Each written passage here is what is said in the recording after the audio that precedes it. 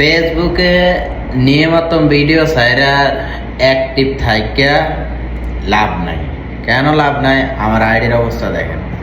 আমি প্রতিদিন 2টা করে ভিডিও ছাড়ি, একটা লং ভিডিও, একটা রিলস ভিডিও, হ্যাঁ, তারপরে ছবি পোস্ট, সবসময় আমি অ্যাক্টিভ থাকি ফেসবুকে।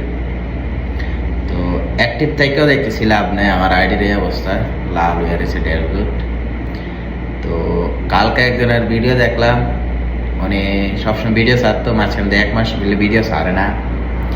তো উনি হঠাৎ কালকে মনিটেশন পেয়ে গেছে। তো উনি বলতেছে ওনার এটা বুদ্ধি, হ্যাঁ, টেকনিকটা কাজে লাগাইছে। তো কেউ কেউ বলতেছে যে সবসময় ভিডিও ছাড়ার লিগা, হ্যাঁ, কালকে হ্যাঁ বলতেছে এরকম। কি করতাম, মাথায় কোনো কাম করতেছে না।